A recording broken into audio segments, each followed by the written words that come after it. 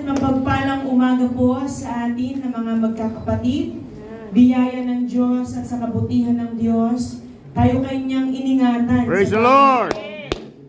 Upang tayo wag mahadlangan maging sa sungit ng panahon at bagyo. Naririto tayo upang patunayan na ating pananampalataya ay tunay. Amen. At sa mga pagkakataong ito, marapat lamang na ating alalahanin ang pinakaunang taong anibersaryo ng kamatayan ng ating minamahal na yumaong apostol, Arsenio Tan Ferriol.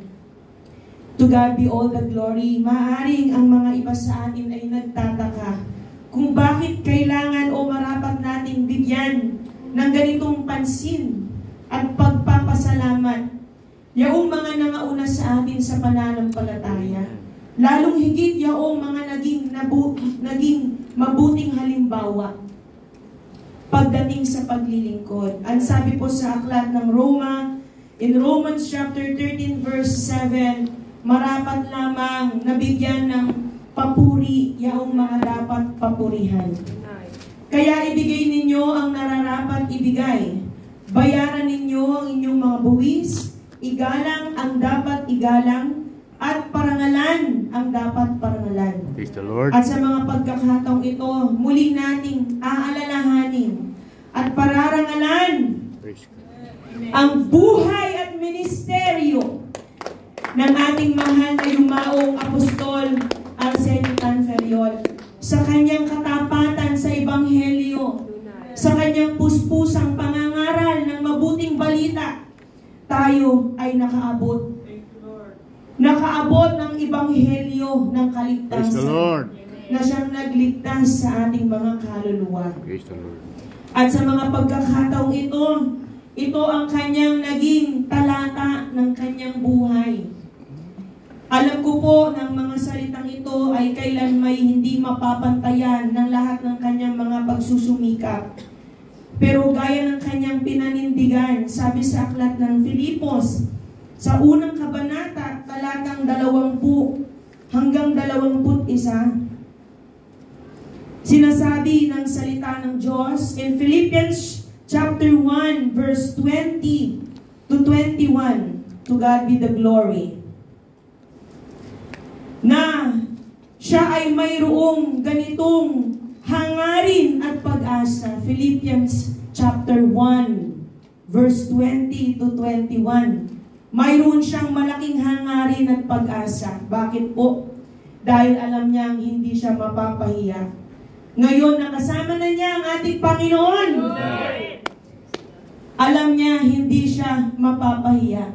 Sapagkat kanyang tinutuo ang pananampalataya. At ang bunga ng kanyang katapatan ay tayo. Sabi ng salita ng Diyos, kundi tulad ng dati, magkakaroon ako ng lakas ng loob para sa pamamagitan ng buhay o kamatayan ko ay maparangalan si Kristo. Tayo'y naging kabahagi ng lahat ng kanyang pagtitiis, ng lahat ng kanyang pagsusumikap. Isa siyang sugong tapat. At tunay na apostol ng ating Panginoon.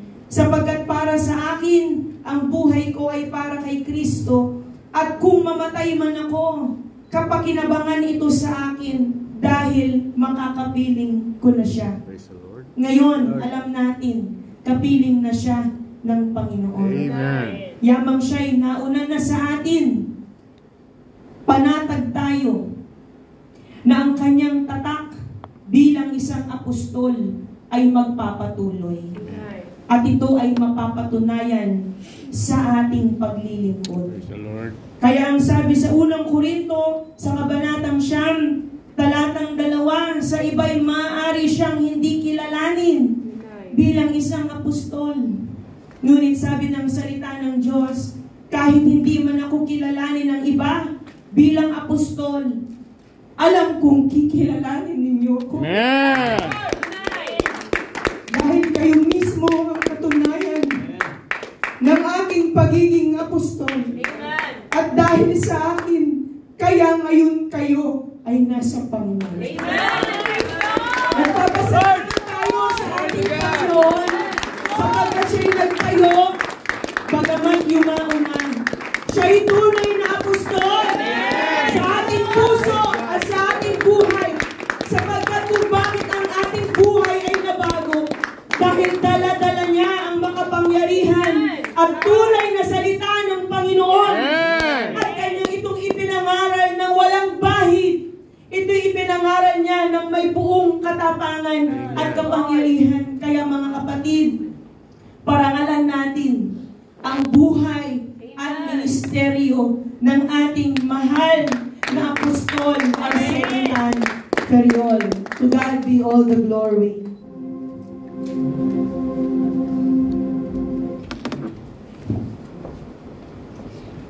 Arsenio T. Ferriol. Ang name